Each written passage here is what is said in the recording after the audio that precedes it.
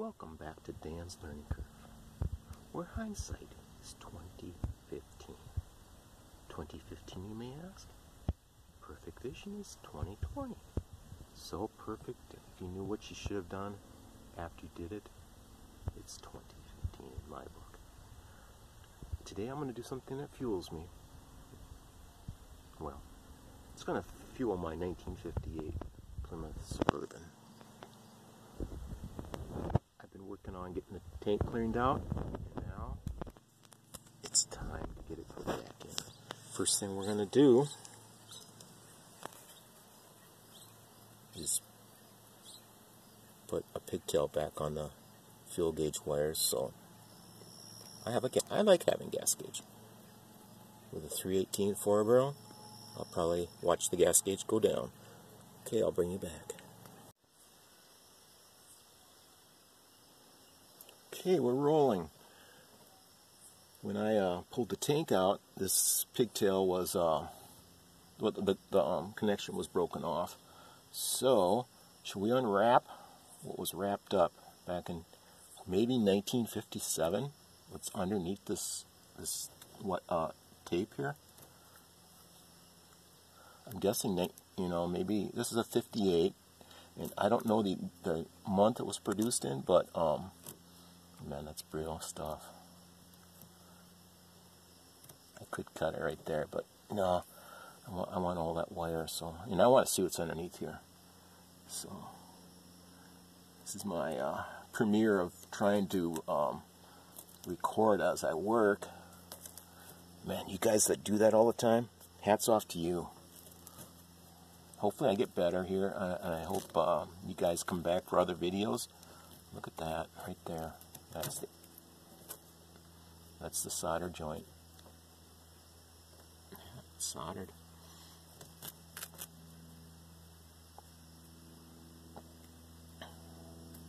This was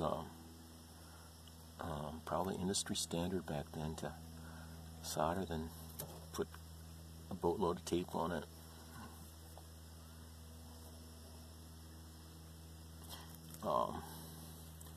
As you guys are watching this, could you drop down in the comments and just let me know how you found my channel? Was it that YouTube suggested it as a viewing channel because the 1958 was mentioned? Maybe you're a returning viewer that hasn't subscribed yet, because 86 of my viewers haven't subscribed. And it would be really nice to get you guys on board. I have 166 subscribers right now. I'm trying to get to that magic 1,000 level. That magic 1,000 level, I don't know what it is, but I think that's something YouTube added shortly after I joined YouTube, so that all the newbies couldn't have all the same benefits. They had to have a successful channel running. Hey, apples. We just had a CAT scan. Did you guys see that? Bye, apples. Meow, meow. And so I can't contact other members. And hey, look at that. That was pretty brittle. Did you guys catch that? So, now, let's see. Is there going to be good wire? Well, let's leave that. Yeah, not much to see. Maybe there's more to see underneath here. Let's see what they did. I want to see what they did way back when. Yeah, it's a solder joint. Look at that. Some green. Okay. All right. So, let's see. I have my sending unit here, and I don't have a whole lot of plug connections and stuff like that, so I save old stuff. And this isn't quite the right plug, but it connects well, and I will pack that with a waterproof solution. It looks like someone who worked on this before me actually put anti-seize in here. That's the first for me to see anti-seize put in. See that stuff right there? Anti-seize put in as maybe it's something else, but it looked like anti-seize dried up. So when I pulled this sending unit out of the tank, it was frozen. This float wouldn't move, so I got that moving. You can actually hear the finger going across the different segments of wire in there. And I did ohm this out. It does change ohms, so maybe it won't be perfect, but I'll have an idea what's in the tank. So So what we're going to do is I'm going to cut this. I don't know if I can pull this out some. Yes, I can. A little extra. Actually, you know what? Maybe I should just leave this on there. You know, that would have been hindsight 2015. That would be pretty good on there, wouldn't it? Let's do this.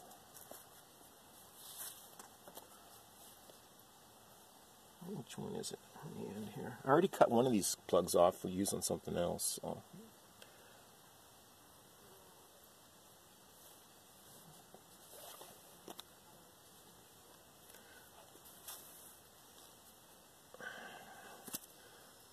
See if we can get this pulled. There it is. I think this is that wire.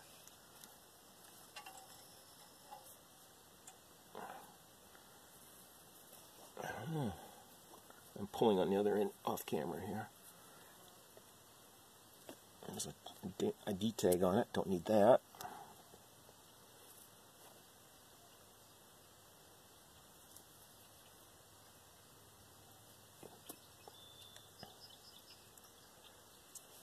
Do I need this on there? Let's put it on. Alright, so we'll cut it off here. It's longer than I need. So it's going to cut. Munch, munch, munch. Okay, then we'll just pull the extra wire out, because sending you it's only one wire.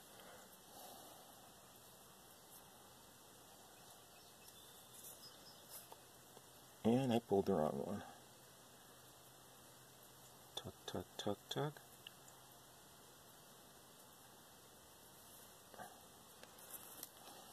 You know what? Instead of pulling, we're just going to cut. Okay. Alright. So now,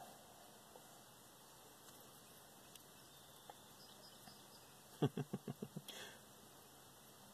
that's that one. So we'll cut this one off. So I don't end up soldering to that one. Not have. Why doesn't my fuel gauge work? Alright. So now we'll strip this one back. I'm guessing that's around 18 gauge. What do you think, guys? Got my soldering iron heating up over here. Strip this guy back. How far will I have to go back to get good wire? What do you think? It's probably about the same size wire too, isn't it? We'll try 16 first here so I don't shred a bunch of strands. Man, that insulation's hard. It's not made out of the soybean compound that they make wire insulation on now that mice just love. You can look at this car, and none of the wires have been chewed by mice. And it's giving me grief here. And you look at new cars. My mother-in-law has a what is it? A Chevy, newer Chevy, one of those half cross vehicles, SUV, and I think we can clean that up.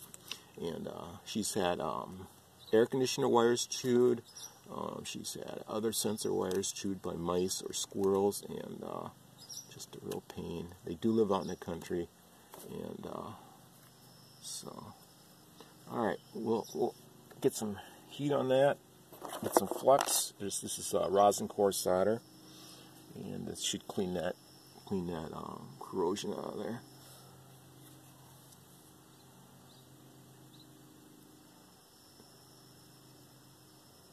Let that heat up. Always heat what you're soldering, so it's a hot joint. You don't want a cold solder joint. Right now I'm doing something called tinning. Makes joining wires, two wires, easier. Once I get the flux in there,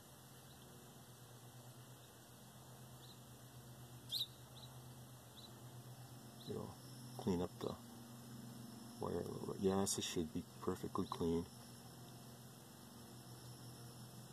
but that's what you get with old wires. So there we go. Kind of like that. Move my tripod bag here so I don't burn holes through it with solder. All right, that's good. Now, where's that? Okay. Now we'll take in. Now before I solder these together, what do I need to do? That's right, put some heat shrink on it. So, how many of you guys have seen that before? Solder the wire together or crimp it, and then, sure enough, I need to keep that pulled back because I'm trying to be greedy and see. I'm probably out of frame here, aren't I? I'm just going to tin this down here out of frame. I don't want to move my camera here. Then I'll bring it up after I get this pigtail tinned. Tinned much nicer because it's a newer wire. You can see how that just... Okay. So now I'm going to get some heat shrink. And will my wire cutter cut heat shrink? I hope so. Gumming it. Alright. So, yeah, if you guys go down and click that like button right now, it's totally free for you. And if you're not subscribed, just could you click that subscribe button for me? I'd like to pick up a few subscribers on this video. And I'd like to get to that magic 1,000 mark. So if you guys could help me out, boost my channel a little bit, I appreciate it. And you know that bell? There's a bell down there. If you turn that bell on, you'll get a notification when I upload a video. Totally free to you. Doesn't cost you a thing. Helps out the channel. Things like that. So, come on. Are we going to melt?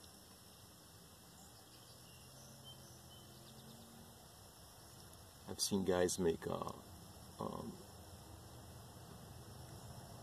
Ivan on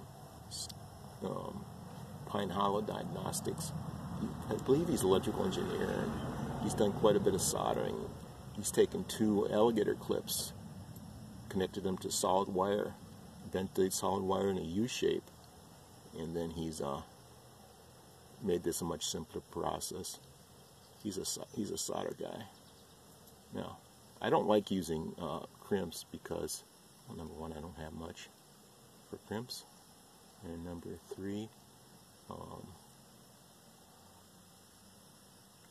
I have had them pull out before, and once this solder cools here, it's not going to go anywhere. That's solid solder there. All right. So now we need a heat source to shrink this shrink tubing. Now I wish I would have put another piece over this. That's another hindsight thing, guys. Pretty obvious, isn't it? Okay. Shrink. Go back to your original size. You guys ever see Shrinky Dinks? Way back when? Plastic that you would draw on and then shrink it, and it would shrink down, and your drawing would be smaller. Basically, that's plastic heated up and stretched out, and when it's reheated, it goes back to its original size, and that's what this heat shrink is. And this stuff is good too because it's got I don't know if you can see that overheated a little bit right there, but it's got some gooey stuff in it. So that right now is a watertight connection, much better than what the factory was. And guess what? That's okay. I got some tape here.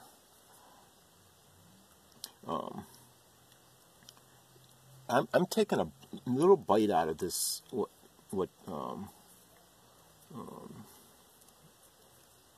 going to make sure this is recording. Yeah, I believe it is. I hope so. And Mike over at Mike Car Shop, he works out of a 100-plus-year-old refurbished garage barn, and he's inspired me to take little bites, just little bites out of projects. And some of the little bites have been, well, this is a little bite here, getting the gas gauge wired back up, you know. Should we check it out? Should we test this after we're done? Okay, I think we should. Okay. Alright, there we have a pigtail. And that plugs in to this here. And then we always need 2 wires to a circuit. And the other connection here is ground, this ground here, and that's going to go to the frame. So I'll get a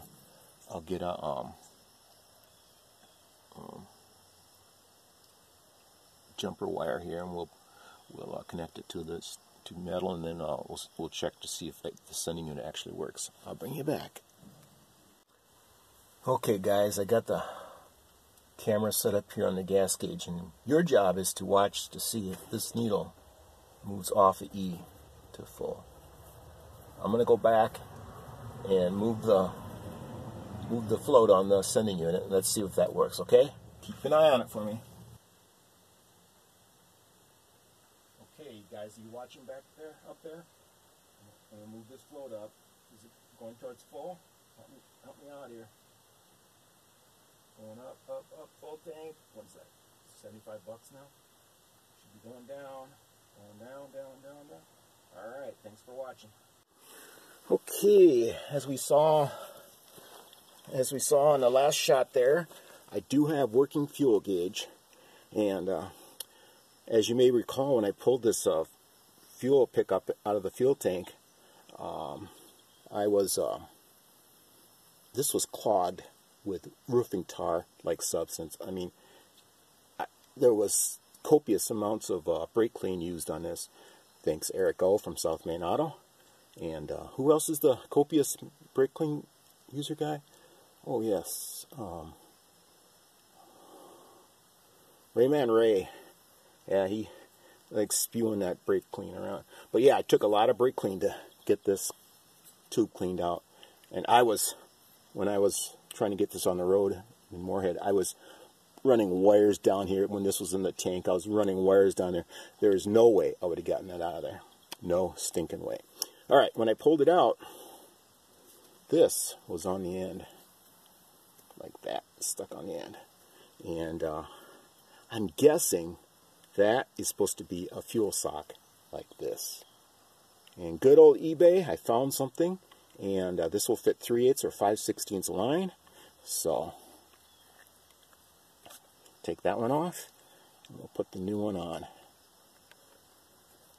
I just search for fuel sock on eBay, 5/16 line. And that fits nice and snug there. And now that'll keep the big pieces out of the pickup line, and then the filter before the pump will catch the small pieces. Alright, so there it is. We know that the gauge works. We can hear the finger going on the, I don't know if you can hear that. I can hear it over here, so hopefully you can hear that. You can hear the finger running on the coil of wire in there for different heights. Alright, so now we have the new fuel sock on the pickup unit here. The float, I'm thinking still works. I haven't even tested it, but there was no liquid in it, so let's say that works. Alright. Hello in there. You are viewing the inside of my 1958 Plymouth Suburban fuel tank. Although it's not completely clean, it's not 100% pristine new, that's a lot better than it was. I will see if I can put a clip back in here from what it looked like when I took it out.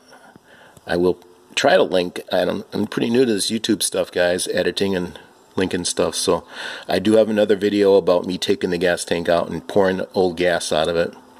So maybe I'll put that in the first comment and pin it. But not bad. It's not perfect, but I'll keep some fuel filters before a fuel filter before the fuel pump to keep that thing from sucking in dirt. And then who knows how many tanks it's going to take to quit sucking crud in there. All right. Okay, we're losing daylight, so this might be the last shot for the day. But hopefully I can get this pickup unit. By the way, I just got this in today, the fuel sock, so this is kind of exciting for me to be able to take this little nibble off my part. So let's see. Can you see that? Oh yeah, perfect shot. Perfect. Alright. Wiggle in there. Wiggle, jiggle. Get in there, little guy.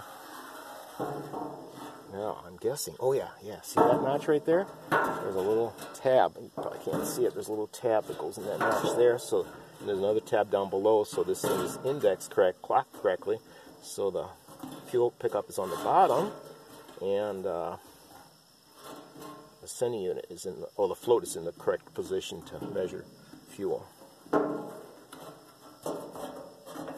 There she be. Now I just need a lock ring. And I kept that on the bumper here in a perfect spot, right? Looks like I should probably... it'll work. It'll work. It'll be just fine. It'll be just fine.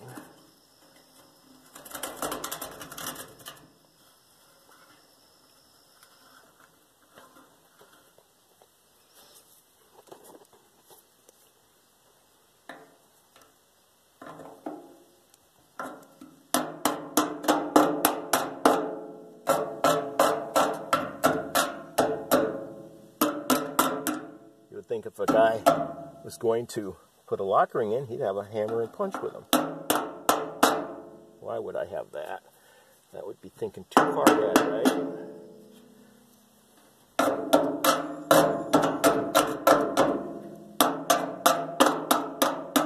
Alright. I will finish that up with finish sealing that lock ring. And then we will, next you'll see me putting the tank back up in its sleeping place. Appreciate watching, subscribing, and like I said, just go down and click that subscribe, click that like button right now if you could please, and just drop a comment to let me know what you liked about it, what you didn't like,